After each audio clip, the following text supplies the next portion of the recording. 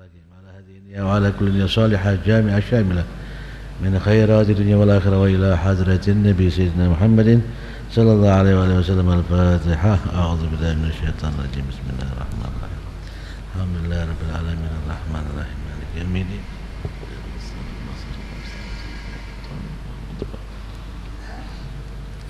Bismillahirrahmanirrahim. Alhamdulillahirabbil alamin. Wa bihi nasta'in ala umuri dunya waddin. Wassalatu wassalamu ala asyrafil anbiya wal mursalin sayyidina Muhammadin wa ala alihi wa sahbihi ajma'in. Asyhadu an la ilaha illallah wahdahu la syarikalah wa asyhadu anna sayyidina Muhammadan abduhu wa rasuluh. Allahumma salli wa sallim ala sayyidina Muhammadin miftahi babi rahmatillah adada ma fi ilmillah salatan wa salaman daimaini bidawami mulkillah wa ala alihi wa sahbihi. Amma ba'd. Alhamdulillah, segala puji kita haturkan kehadirat Allah subhanahu wa ta'ala. Salawat dan salam kita haturkan kepada junjungan kita Nabi besar Muhammad sallallahu alaihi wasallam beserta keluarga dan para sahabatnya. Ikhwan rahimakumullah, kita lanjutkan pembahasan tafsir dari surat Ad-Duha sampai pada ayat yang ke-6 ya, di mana Allah Subhanahu wa taala berfirman, alam yajidka yatiman fa'awa wa wajadaka dhallan fahada wa wajadaka ailan fa'aghna. Alam yajidka yatiman, bukankah Allah Subhanahu wa taala ini telah mendapati kamu wahai Rasulullah sallallahu alaihi wasallam dalam keadaan yatim ya. Fa'awa, kemudian Allah Subhanahu wa taala melindungi kamu. Dalam hal ini kita tahu di dalam sejarah ya, Rasulullah sallallahu alaihi wasallam ketika masih di dalam kandungan ayah beliau meninggal ya. Ayah beliau meninggal yang bernama Abdullah dalam satu perjalanan perdagangan ya, sampai kemudian kembalinya singgah di Madinah pada saat itu ya. Singgah di Madinah. Mengapa singgah di Madinah? Karena keluarga daripada ibunya ya, itu ada di neneknya ya, itu ada di Madinah ya, sehingga di Bani Najjar ya. Bani Najjar ini termasuk daripada keluarga nenek moyang Rasulullah sallallahu alaihi wasallam, sehingga singgah di situ dan akhirnya meninggal di tempat tersebut ya. Kemudian ya, sehingga Rasulullah sallallahu alaihi wasallam lahir dalam keadaan yatim ya, dalam keadaan yatim. Kemudian setelah itu Rasulullah sallallahu alaihi wasallam ketika usia 6 tahun ya, maka kemudian meninggal pula ibunya ya, ibu Rasulullah sallallahu alaihi wasallam Sayyidatuna Aminah dalam perjalanan ziarah ke makam ayahnya ya. Ketika berziarah ke makam ayahnya di Madinah, pulang dari perjalanan tersebut sampai di daerah Abwa ya, maka kemudian meninggal ibunya, sehingga Rasulullah sallallahu alaihi wasallam pulang sendiri pada saat itu bersama dengan budak. Ada satu budak Ummu Aiman kalau saya yang ikut bersama dengan Rasulullah sallallahu alaihi wasallam, sehingga Rasulullah sallallahu alaihi wasallam dalam usia 6 tahun itu menjadi yatim piatu. Kemudian diasuh oleh siapa? Diasuh oleh kakeknya ya, itu Abdul Muttalib ya, selama 2 tahun sampai usia 8 tahun ya. Kemudian setelah itu baru diasuh oleh pamannya yaitu Abu Talib sampai beliau kemudian diutus oleh Allah Subhanahu wa ta'ala. Sehingga kalau kita lihat perjalanan kehidupan Rasulullah sallallahu alaihi wasallam sangat menyedihkan ya. Beliau sebagai seorang anak yatim piatu ya, kemudian kakeknya wafat, sehingga kemudian diasuh oleh pamannya. Mengapa diasuh oleh pamannya Abu Talib? Ya, karena pamannya Abu Talib ini satu kandung dengan ayahnya Abdullah ya. Ada saudara-saudara yang lain tapi itu tidak satu kandung ya, sehingga kemudian dititipkan kepada Abu Talib ya, Rasulullah sallallahu alaihi wasallam. Sebenarnya ini menunjukkan perhatian Allah Subhanahu wa taala kepada Rasulullah sallallahu alaihi wasallam. Mengapa? Karena Rasulullah SAW menyatakan adabani Rabbi fa ahsana ta'dibi. Tuhanku Allah Subhanahu wa taala yang mendidik aku sehingga sebaik-baik pendidikan itu yang aku dapatkan, kata Rasulullah SAW. Rasulullah SAW sampai usia 40 tahun itu tidak dididik oleh ayahnya, tidak dididik oleh ibunya. Bisanya Rasulullah SAW mempunyai akhlak yang mulia itu adalah didikan dari Allah Subhanahu wa taala secara langsung. Bukan karena dikasih tahu ayah ataupun ibunya, ya, karena dalam sejarah beliau tidak bersama dengan mereka. Bagaimana Rasulullah SAW ketika bersama pamannya Abu Talib pada saat itu, kalau mau makan Rasulullah SAW itu yang paling terakhir mengambil. Ketika kemudian dihidangkan makanan, ya, maka kemudian yang makan pamannya dulu, istrinya, kemudian anak-anaknya, baru Rasulullah SAW yang mengambil terakhir. Sehingga Abu Talib ini merasa cinta benar sama Rasulullah SAW. Ya. Maka pada saat usia yang ke-12 tahun ketika Rasulullah SAW, ketika Abu Talib pergi ke Syam, maka diajak Rasulullah SAW saat itu. Kenapa? Karena nggak bisa meninggalkan Rasulullah SAW. Dan Rasulullah SAW dengan sendirinya sudah menjadi seorang yang tidak mau berbohong. Didikan siapa ini? Didikan Allah Subhanahu wa taala.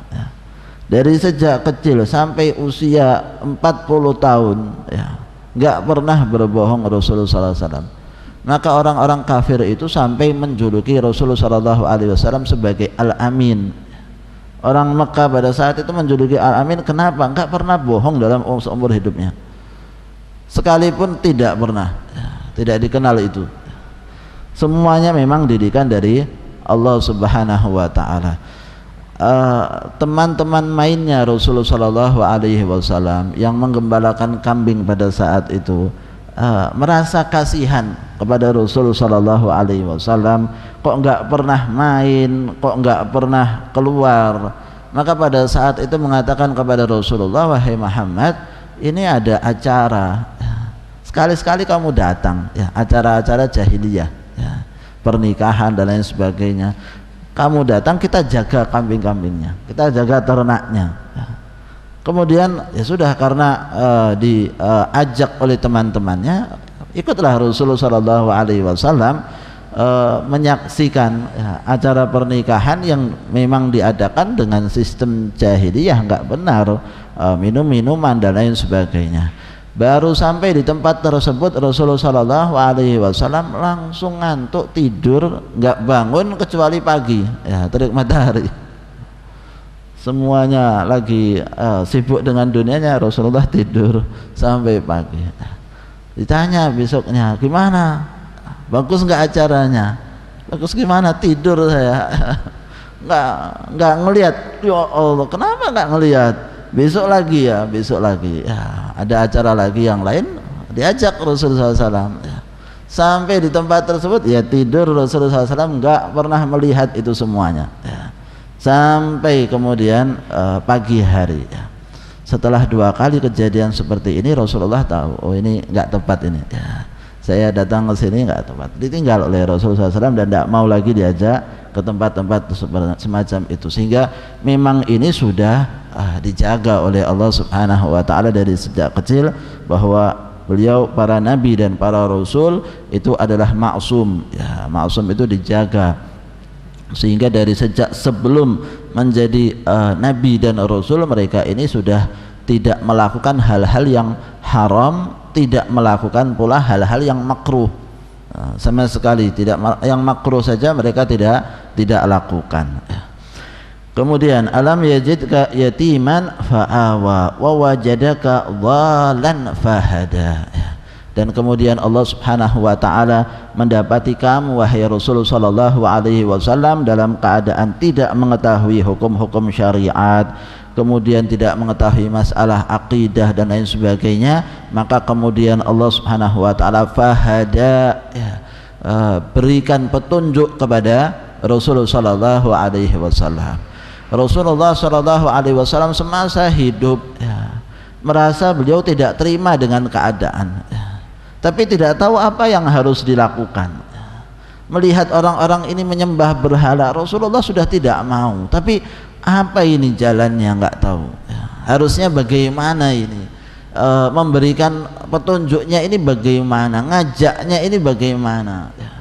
Maka kemudian Rasulullah SAW akhirnya sukanya menyendiri, tidak terima dengan keadaan semacam itu, akhirnya menyendiri Rasulullah SAW, dan kemudian mendapatkan petunjuk dari Allah Subhanahu wa Ta'ala untuk menyampaikan dakwah. Maka inilah yang dimaksudkan di dalam ayat.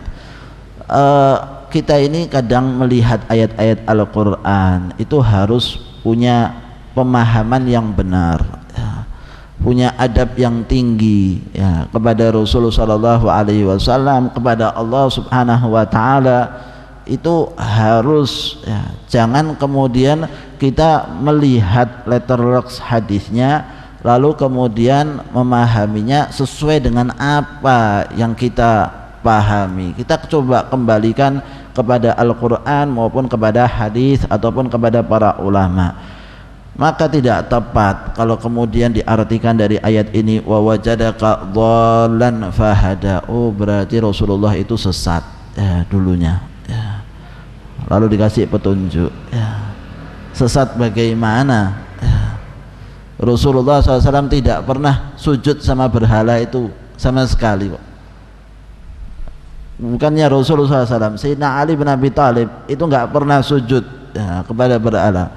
Bagaimana bisa dikatakan ada orang-orang pilihan, dikatakan dari sejak kecilnya, dari sejak sebelum Nabi dan Rasulnya, lalu kemudian dikatakan sesat.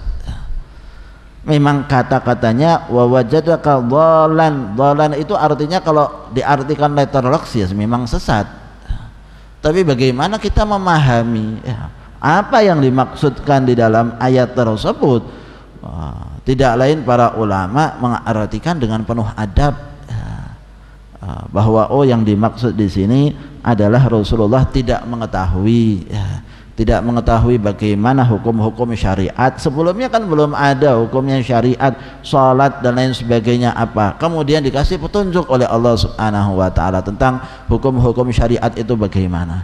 Bagaimana cara berdakwah dikasih tahu oleh Allah Subhanahu wa Ta'ala. Bagaimana pemahaman akidah itu diberitahu oleh Allah Subhanahu wa Ta'ala. Sehingga itu saja makna yang kemudian harusnya kita pahami tentang ayat ini, wa wajadaka ailan fa'aghna.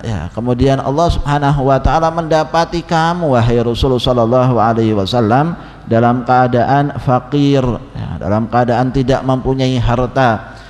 Fa'aghna, maka kemudian Allah Subhanahu wa Ta'ala berikan kepada kamu kekayaan.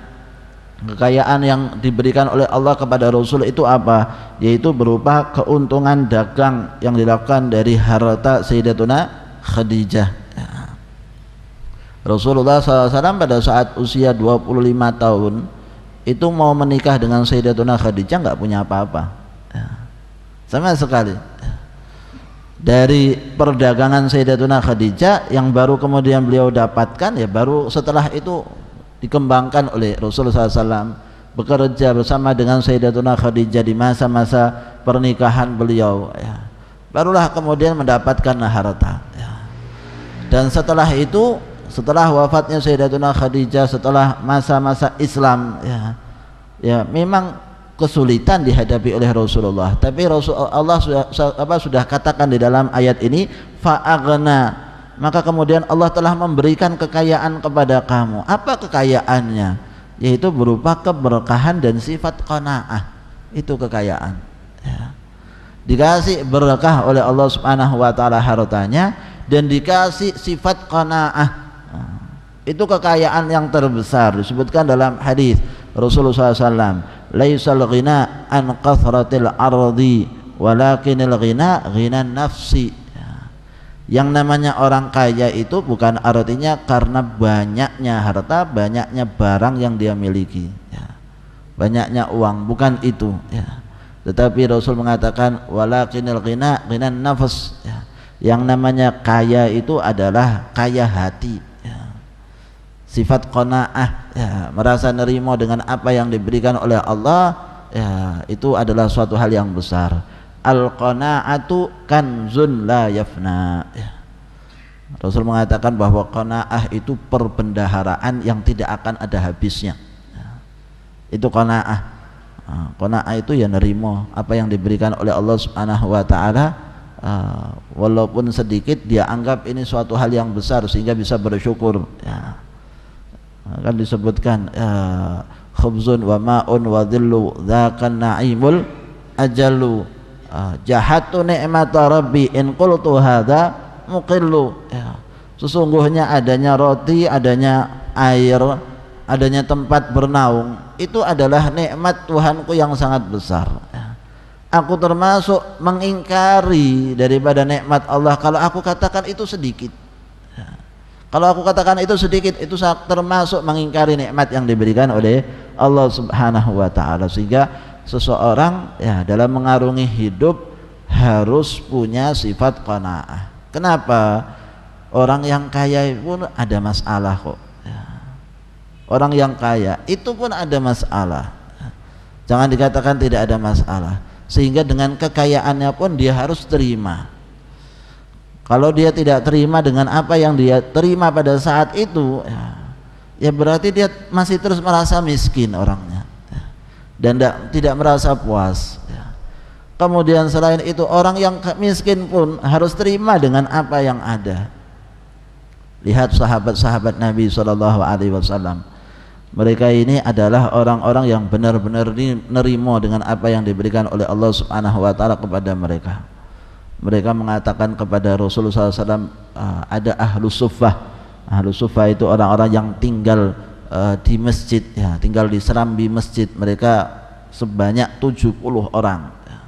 Datang kepada Rasulullah SAW mengatakan, ya Rasulullah, dhahaba ahlud duthur bil ujur yusalluna kama nusalli wa yasumuna kama nasum wa yatasaddaquna bi fuduli amwalihim.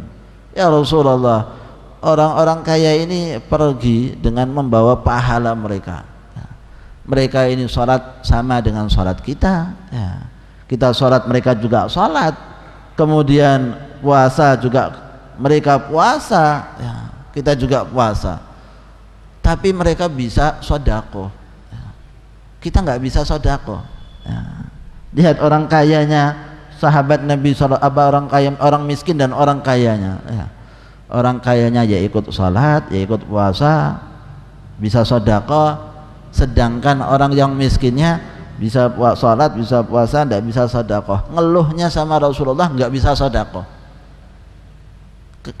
Berlomba-lomba dalam pahala, bukan berlomba-lomba dalam harta. Kok kita ini tidak bisa sedekah, itu yang mereka keluhkan. Nanti kalah pahalanya. Kata Rasulullah SAW, ya sudah, saya kasih ramuan buat kalian orang-orang yang fakir, supaya sehabis sholat baca tasbih, baca tahmid, baca takbir, ya, jangan segera pergi dari tempat sholatnya. Mereka kerjakan. Selang berapa lama lagi datang lagi sama Rasulullah, ya Rasulullah, orang-orang kayanya ikut duduk, ikut baca, ya. Jadi ikut duduk juga sama-sama kita. Ternyata tersebar ini ilmunya tersebar. Akhirnya mereka pun juga mempraktekkan sama seperti kita. Nah kita kan kebanyakan, wah mau rapat sholatnya ditinggal, ya jamaahnya sholat sendiri, ya. Ini sampai segitunya mereka para sahabat yang kaya pun tetap berusaha untuk di masjid dan mengerjakan seperti apa yang dikerjakan oleh orang-orang fakir. Maka Rasulullah mengatakan, dzalika fadlullah yu'tihi may yasha, itu karunia Allah, Allah berikan orang kaya bisa bersyukur, ya. Ini suatu hal yang besar. Orang yang fakir ya harusnya bersabar dengan apa yang diberikan oleh Allah Subhanahu wa taala, sehingga mendapatkan pahala dalam berbagai macam keadaannya. Fa ammal yatima fala taqhar, ya. Kemudian dilanjutkan di dalam ayat fa ammal yatima fala taqhar, kamu dahulu sebagai seorang anak yatim, ya. Maka kalau mendapati anak yatim jangan kamu remehkan, jangan kamu hinakan, ya. Ini anak yatim ini mempunyai kedudukan di sisi Allah Subhanahu wa taala. Alladzina ya'kuluna amwalal yatama innama ya'kuluna fi butunihim nara, ya. Sesungguhnya orang-orang yang memakan harta anak yatim itu, yang dia makan itu di dalam perutnya itu api. Kalau sampai memakan harta anak yatim, maka kemudian sesungguhnya yang dia makan di dalam tubuhnya nara, kata Allah Subhanahu wa taala, api itu. Sehingga kita ini terhadap anak yatim hati-hati. Kalau bisa kita yang rugi, jangan kemudian kita ngambil harta anak yatim. Kalau kita sebagai pengurus daripada harta anak-anak yatim, maka yang tombok itu ya kita seharusnya. Jangan kemudian kita yang malah kemudian dapat keuntungan ketika mengurus harta anak yatim. Ini sesuatu hal yang besar, sesuatu hal yang berat, mengurus anak yatim, hartanya dan lain sebagainya, sampai sudah mereka dewasa, kemudian diberikan kepada anak-anak yatim tersebut. Dapat apa ngurus harta anak yatim 10 tahun, 20 tahun, sampai kemudian mereka dewasa, lalu kemudian dikembalikan hartanya. Jangan dikatakan dapat gaji daripada harta anak yatim, sama sekali. Potong gaji ngurusi anak yatim, nggak ada. Dapatnya dari Rasulullah Shallallahu Alaihi Wasallam. Rasulullah menyatakan dalam hadisnya, ana wa kafilul yatim lahu aw li ghairihi kahataini. Rasulullah menyatakan bahwa saya dengan orang yang menanggung anak yatim, yang ngurus anak yatimnya atau anak yatim orang lain, panti asuhan dan lain sebagainya, dia yang ngurus. Kahataini, kata Rasulullah Shallallahu Alaihi Wasallam, mendekatkan dua jarinya, yaitu jari telunjuk dan jari tengahnya, itu didekatkan. Maksudnya apa? Dekat sekali dengan Rasulullah Shallallahu Alaihi Wasallam. Kalau bisa ngurus anak harta yatim dan amanah, berapa lama? Puluhan tahun. Puluhan tahun ngurusi anak yatim umur misalnya 5 tahun sampai 20 tahun, sudah 15 tahun dia kerja, dapat gaji, dapat keuntungan persenan, nggak ada, sama sekali.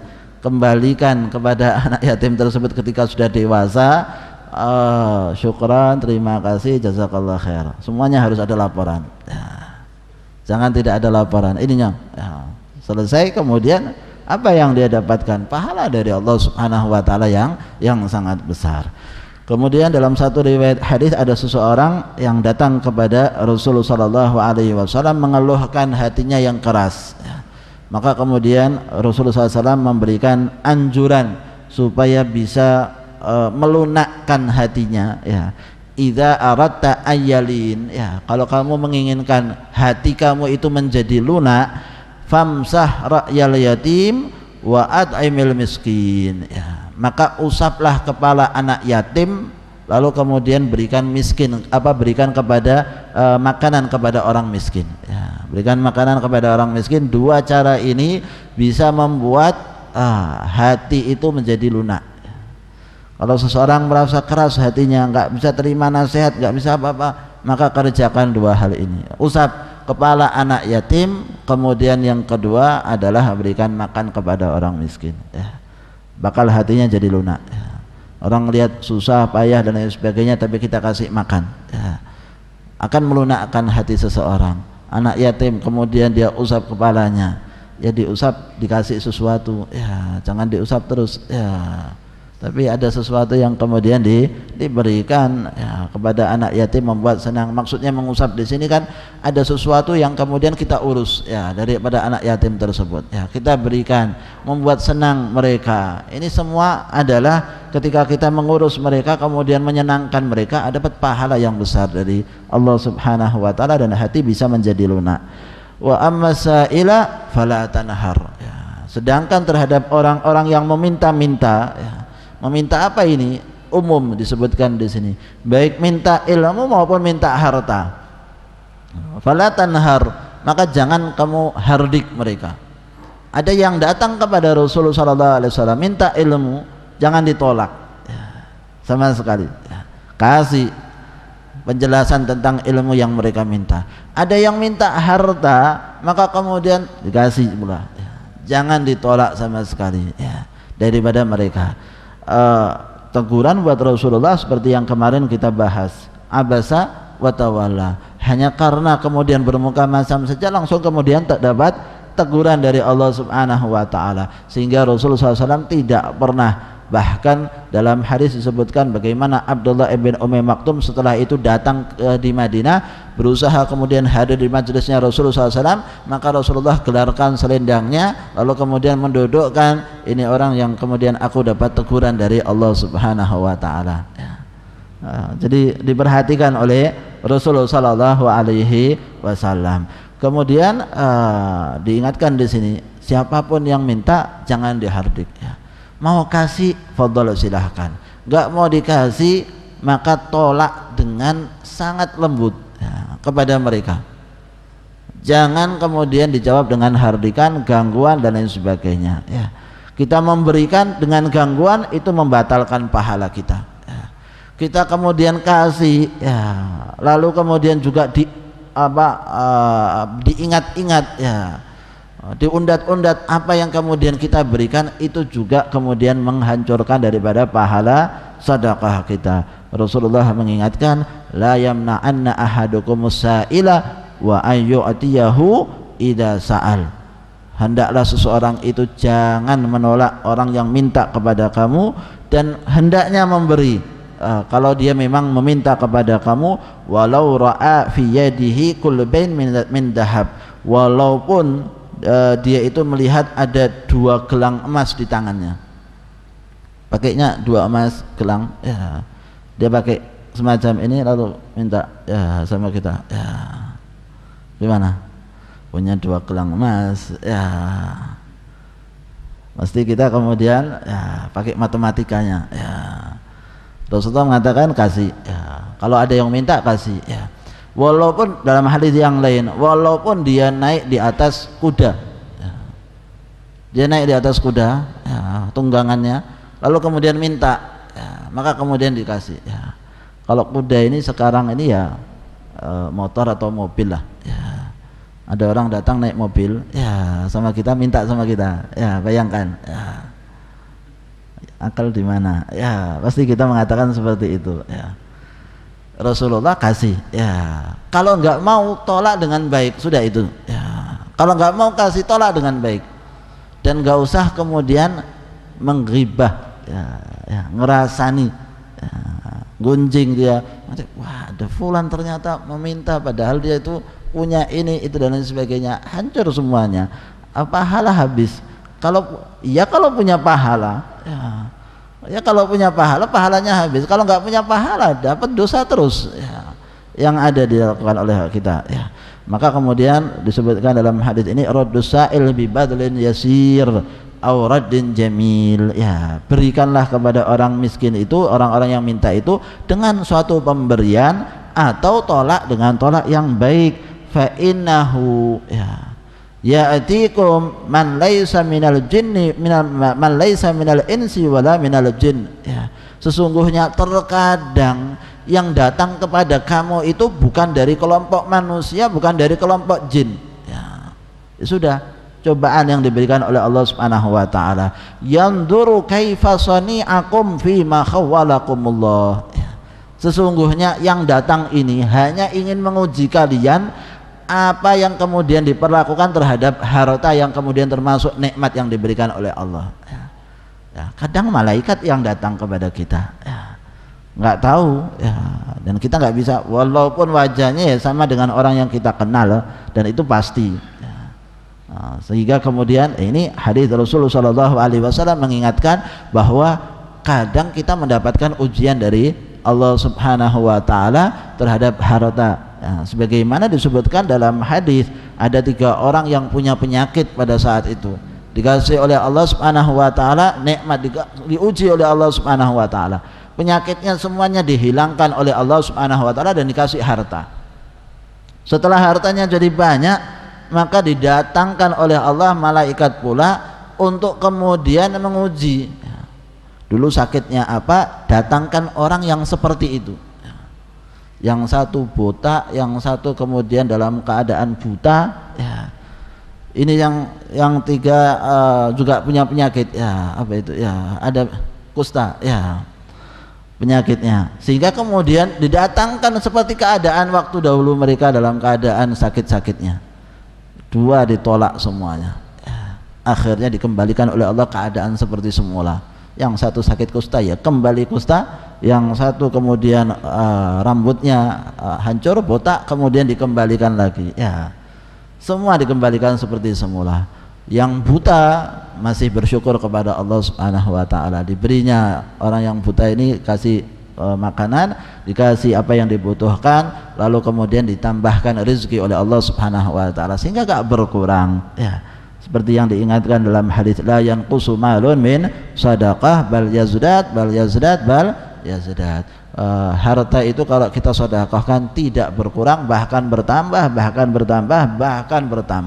Dan ingat Rasulullah SAW itu sampai tidak pernah menolak orang yang datang kepada Rasulullah, sama sekali. Sifatnya Rasulullah SAW itu adalah tidak pernah mengatakan tidak kepada seseorang.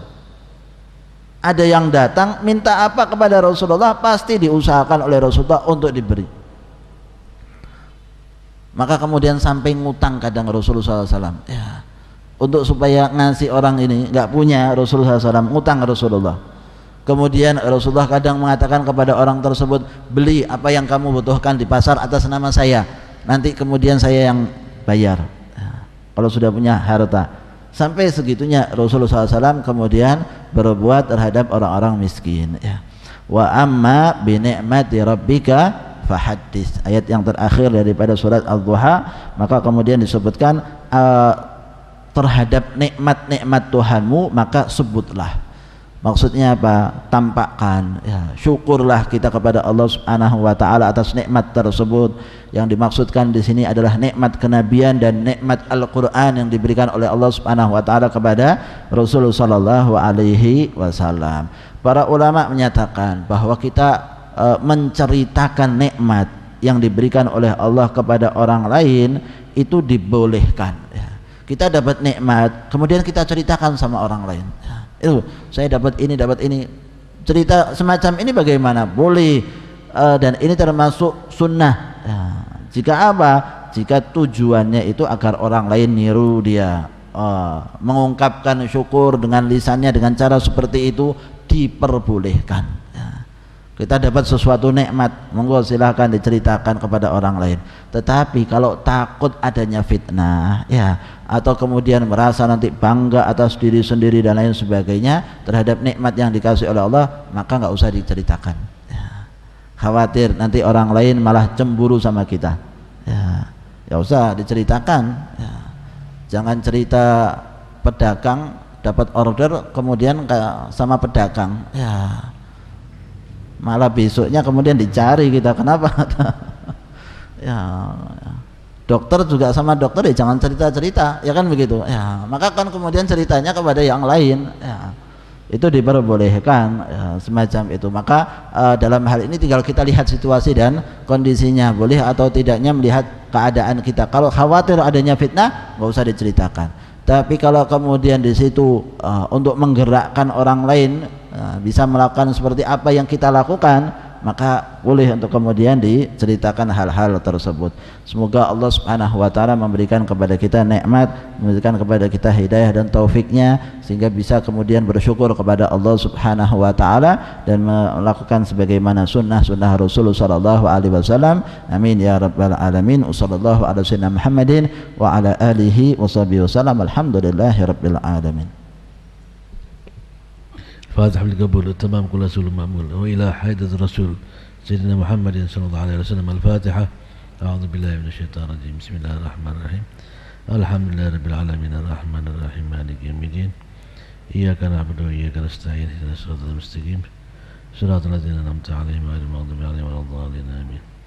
يا ربنا اعترفنا بأننا اقترفنا وأننا أسرفنا على لظى أشرفنا فتب علينا توبة تغسل كل حوبة واستر لنا العورات وآمن الروعات واغفر لوالدينا ربي ومولودينا والآل والإخوان وسائر الخلان وكل ذي محبة أو جيرة أو صحبة والمسلمين أجمع آمين ربي اسمع فضلا وجودا منا لا باكتساب منا بالمصطفى الرسول نحظى بكل سول صلى وسلم ربي عليه عد الحبي وآله وصحبه عدالة ترشد صحبي والحمد لله بالبر والتناهي.